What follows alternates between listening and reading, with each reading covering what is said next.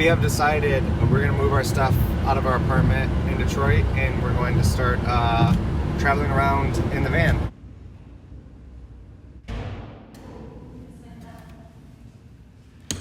We live in a van now. We live in a van. This is our first trip in van life.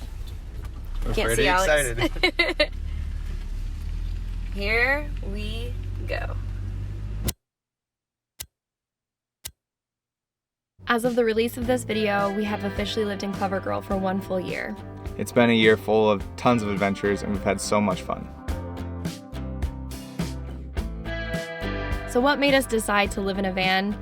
We had many reasons for embarking on this new adventure. The biggest motivation was COVID and being stuck in our studio apartment in Detroit for all of that time in such a small space with really not much to do. We were feeling a lot of wanderlust during that time. We really enjoyed living in Detroit. We had a blast while we were there, but we had found ourselves constantly talking about the great trips that we've taken together and how much we'd like to go back to some places or visit new places. There was a lot of uncertainty as well with playing music and making an income from that. This certainly seemed like a way to cut down on the majority of our living expenses.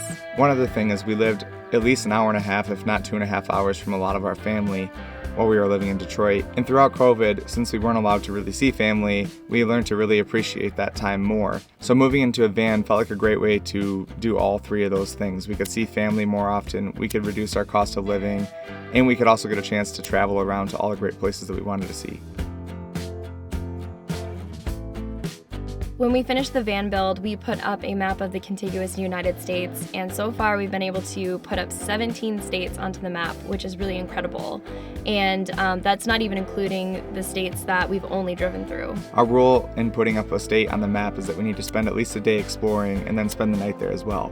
So we have several states like Pennsylvania where we've been to Philadelphia for a full day, and we've been to Pittsburgh for a full day, but we never spent the night there, so we haven't been able to put it up on the map yet. It's really just because we're being very strict on that rule. We want to make sure that we're being very thorough with our travels and spending enough time in each place. We wouldn't want somebody to drive into Michigan, our home state, and only visit Detroit and not see the rest of the state and think that they've seen all that Michigan has to offer. It was actually only 1 day after we finished our van build. We had just put the solar panels up on the roof that we went on our first van life road trip. We headed down south, we went to Cedar Point, we went to Pittsburgh, and then we made our way into West Virginia. We got to stay at a campground there. We saw Blackwater Falls and Lindy Point. And then we left and we went through Virginia. We went to Charlottesville and Lynchburg before making our way to North Carolina.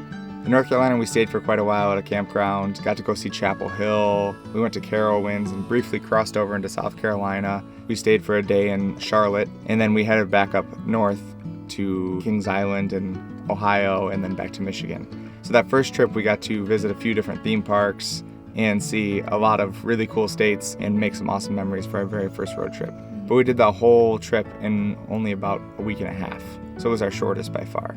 Our second trip was along the East Coast, and we started off by visiting Niagara Falls. Alex's family traveled with us in their camper. We drove through upstate New York and visited the tallest waterfall east of the Mississippi, Teganic Falls. Then we drove to New York City and spent some time there camping in Jersey City. We then visited Philadelphia, DC, and then on the way back we visited Hollow Weekends at Cedar Point.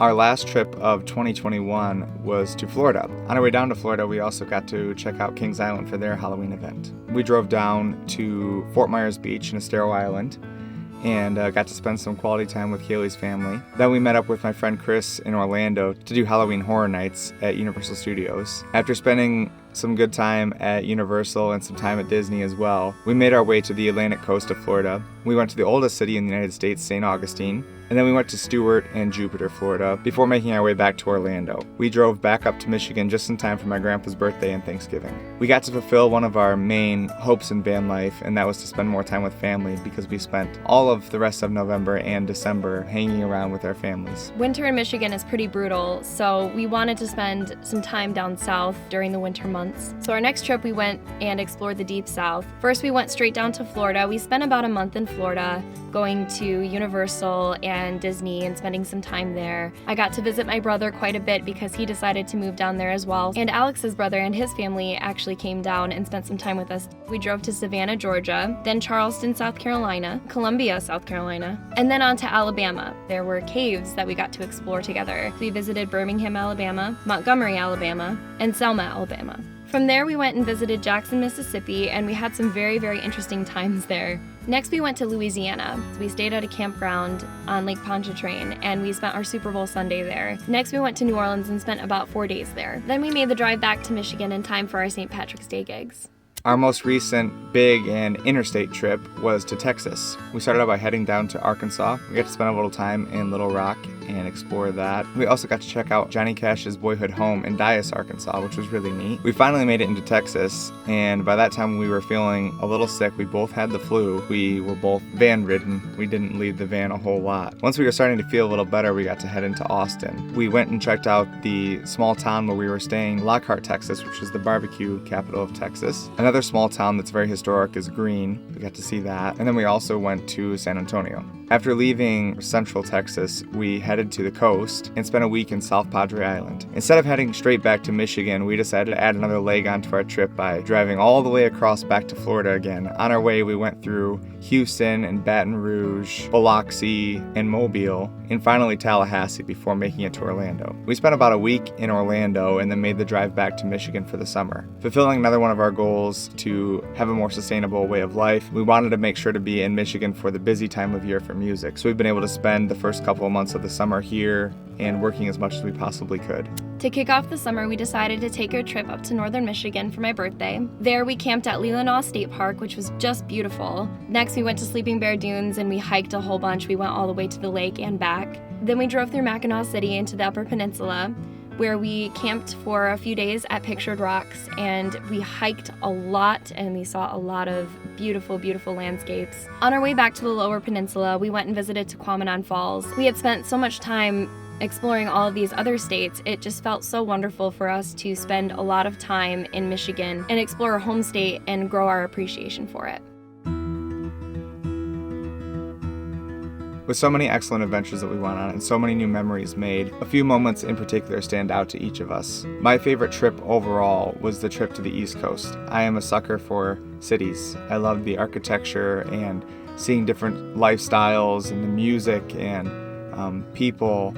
I love all of it. And so getting a chance to see some natural things like Niagara Falls and Teganic Falls, but also see some of the greatest American cities like New York City and Philadelphia and Washington, D.C.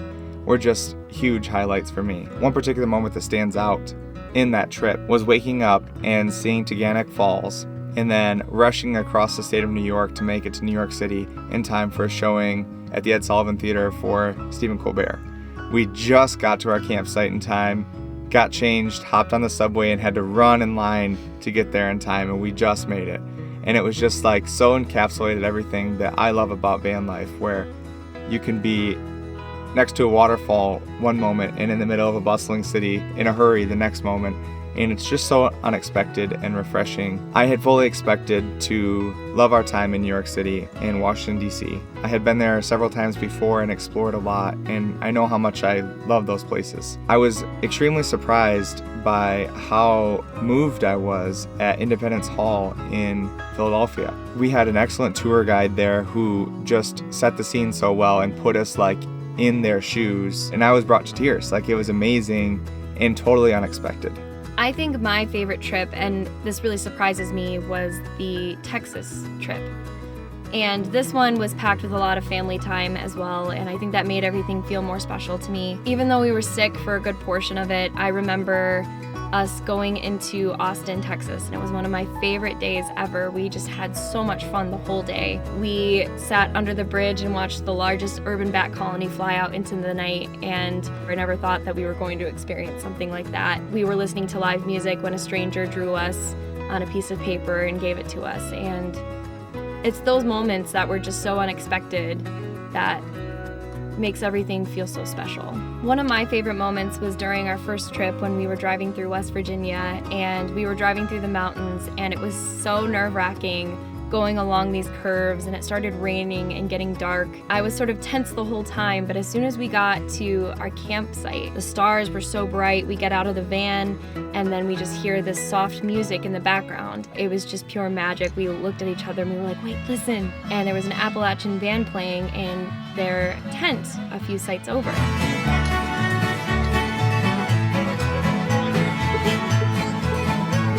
We ended up bringing our chairs over and sitting down and listening to them. And I remember just sitting there and looking up at the sky for a second, and then I looked over at you and I thought, this is what life is about. And that was only day 2 of our first van life road trip. It just felt right, and it just felt like we made the right decision living like this. After a year of living in the van, we have a few things that we've learned along the way. One of the first things we learned was to set our expectations for YouTube a little lower. We were having fairly good success by filming our van build, and we thought all along that once we start traveling and we have all of these new experiences to share with people, we will magically just see some increase in viewership and more people taking interest in what we're doing. But if anything, the opposite happened. Once we stopped building the van, our first van life road trip are some of the worst videos viewership-wise that we've ever had. And so we learned to kind of set our expectations lower and appreciate the slower growth that we were getting. That's given us plenty of time to get better at videos, to get better at the workflow process so they don't take as long, and just appreciate what we are getting in engagement and viewers. And that helps to make all of our travels, as rewarding as they already are for us, even a little bit more rewarding. Anytime we come back and we're telling people what we're doing and that we're traveling together in such a small space, they like to crack jokes and say, oh wow, you haven't killed each other, or you guys even get along in such a small space. And something that we've learned along this whole journey this past year is just how well suited we are as partners. And that's so important when you're living in such a small space and traveling and being away from home for longer periods of time. It hasn't really surprised us, really. We've gotten along together in such a small apartment for a long time too. This just sort of feels natural for us. I think we're really grateful for that. Since our YouTube wasn't providing any revenue, we had to be more dependent on music to make money. So anytime that we're not traveling, we come back to Michigan and we play gigs around. We were hoping initially that we could find something that would allow us to travel more full time. But if you told us, a couple years ago that we would only have to play music maybe 6 months out of the year and the rest of the time could be spent traveling, we would be ecstatic with that. So we've kind of decided to look at things that way in the meantime, and hopefully at some point we can be more choosy about which gigs we play and find a way to make money more consistently while we're able to travel at the same time. Another little lesson that we learned along the way is paying attention to where bathrooms are located when camping and when booking campgrounds. We try to make sure that we're parked somewhere near a bathroom, because living in a small van, there are no bathrooms in here. Many times I found myself running away from raccoons when we were camping in Florida and walking a long way in the middle of the night just to go to the bathroom. And so it's pretty important for us to make sure that we're parked as close as possible to a bathroom. When we started traveling in 2021, gas prices were maybe $2 less than they are right now. Currently, they're around $5 a gallon in Michigan. Our big takeaway from that is how grateful we are to have a small van build.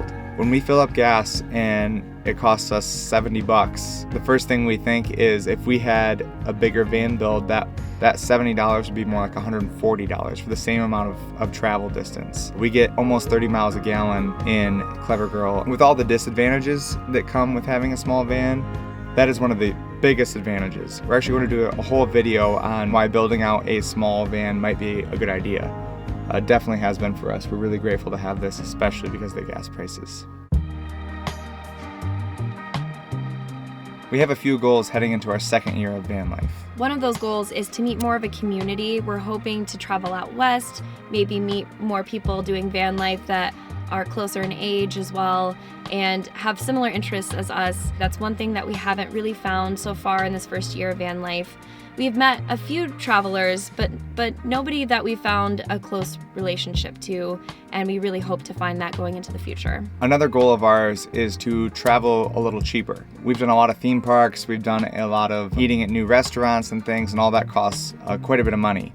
So our goal for our next year of van life is to do better budgeting and travel on more of a shoestring budget so that this kind of lifestyle is more sustainable for us. In addition, we're hoping to expand our online presence and try to make some more income that way as well. Another thing we hope to do in our next year of van life is to stay in places for longer periods of time. This first year, we just sort of hopped from place to place and never really stayed in areas for a longer period of time. One of the places we stayed at the longest was Orlando, and there's actually a campground that we go to every single time we visit, and it just sort of feels like a second home to us. And we know the area well enough to not use maps or our phones to navigate. It'll be just really nice for us to stay in a place long enough to sort of get the character of the area and get a small sense of what it would be like to live there. As much as we love exploring cities, we've done a lot of that over the past year. Our trip to northern Michigan gave us a sense of how much fun it is to be camping kind of more primitively and off the grid. We didn't have any water or electricity, so we relied solely on solar and the water that we brought with us. Although that can be limiting in some ways, it also pushes us to try new things at the same time.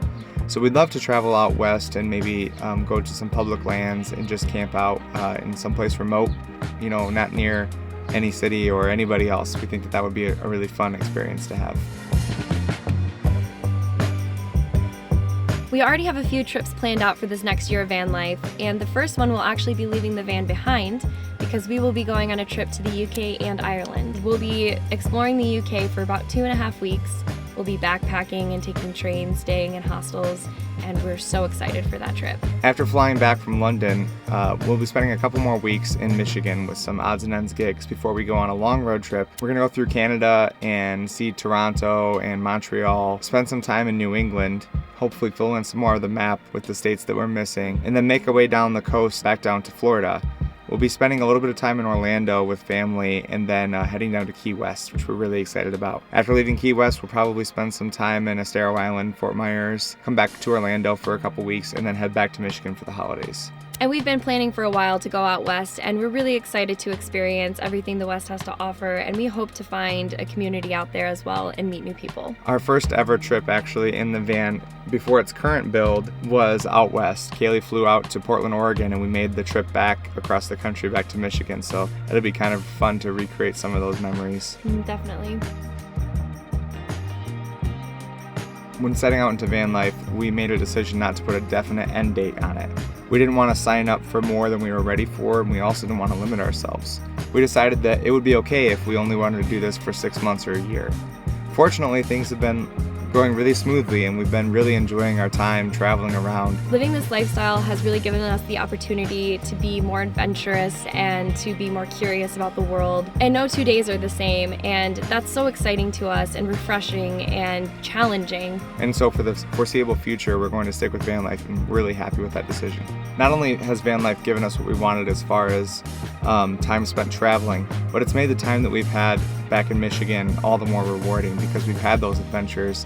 It makes Michigan feel more exciting too. We have so many more exciting adventures planned, and we cannot wait to share them with you. If any of this video has helped you at all in knowing what to expect out of your first year, or just made you excited about traveling or about life, we'd love to hear your thoughts in the comments. Make sure to subscribe to our channel in order to catch all of our adventures in the future. And we also have like a backlog of tons and tons of our travel videos. So if you want to check any of those out, we'll add a link to that as well. Thanks so much for watching, and we'll see you in the next year.